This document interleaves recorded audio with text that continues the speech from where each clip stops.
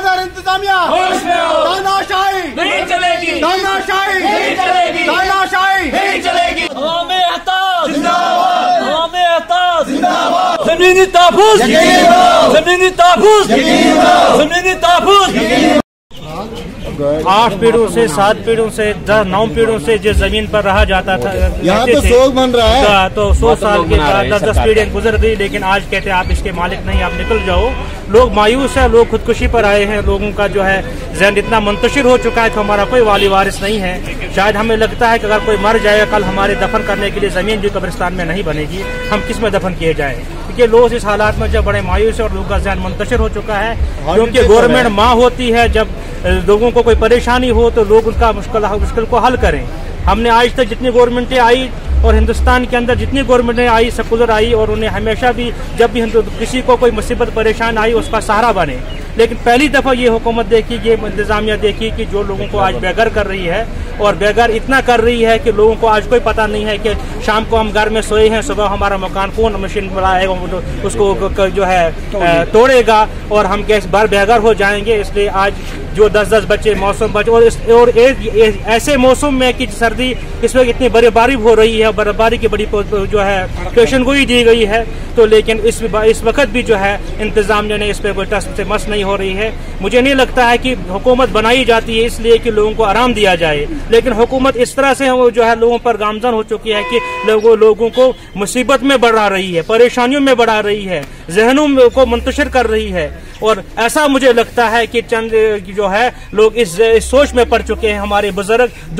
जो 10-10 पीढ़ियां जिनकी यहाँ हो गई, 2-2 साल हो गए उस जमीन के ऊपर, आज उनको जब वहां से निकाला जाता है, लोग ये सोचते हैं कि इससे हमें मरना बेहतर है। लेकिन इसको हम ये राज और ये हम घर से निकलना जो है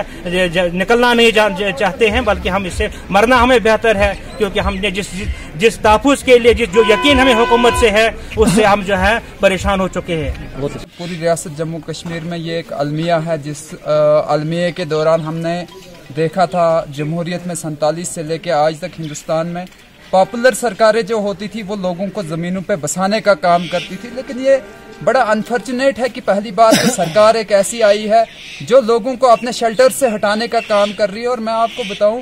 कॉन्स्टिट्यूशन का आर्टिकल 21 है राइट टू लाइफ का, और उसमें बाज़ाब्ता तौर पर डेफिनेशन है लाइफ विद डिग्निटी। लेकिन जहां आप एक आदमी का शेल्टर तोड़ने जा रहे हो, उसको घर से बेघर करने जा रहे हो, तो मुझे लगता है सबसे पहले ये कॉन्स्टिट्यूशन के उस फंडामेंटल राइट की वायलेशन है जो basic structure of Indian constitution है। और उसके साथ साथ जम्मू कश्मीर की अगर आप बात करोगे, मेजॉरिटी ऑफ पीपल जो है वो इन्हीं जमीनों पे रहते हैं, क्योंकि हम एक बहुत बड़े जागीरदाराना निजाम से बाहर निकलकर 1977 में आए, और उस वक्त लोगों को कहा गया कि इन जगहों पे जाके आप बैठो। आज 70 साल के बाद लोगों के साथ जो हो रहा है, जिस तरह की नाइंसाफी सरकार करने जा रही है, बहुत अच्छा होता अगर जो ये रेवेन्यू के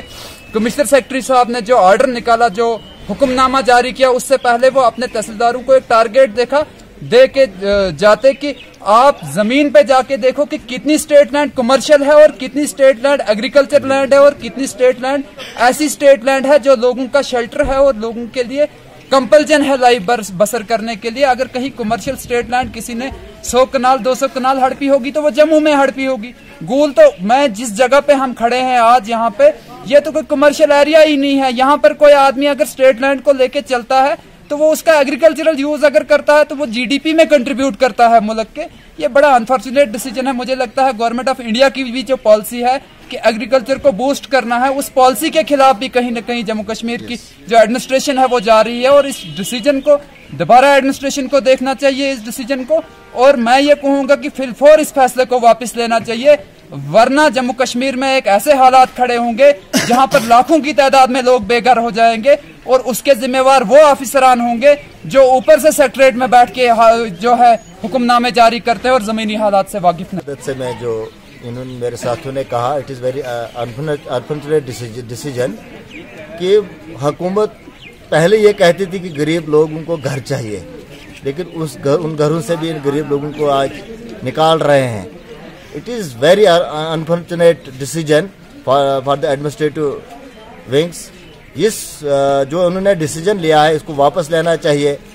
क्योंकि हमारे गरीब लोग हैं यहाँ पे, कमर्शियल यूज तो कोई जमीन नहीं है यहाँ पे, ना उतने इतने बड़े मैदान हैं। आपने ऐसे ऑर्डर निकाला कि हम पहले अपने मिनिस्टरों को ये जमीन लें, 100 200 कनाल उनको जमीनें हैं, मिनिस्टर हैं चाहे कुछ भी है, लेकिन उनसे आप लें पहले, फिर इन गरीबों का हाल देखिए जो कि 1 कनाल में भी वो स्टेट लैंड पे नहीं अपनी जिंदगी बसर कर रहे हैं। तो मैं आपकी वसादत से ये जो रेवेन्यू चीफ जो है,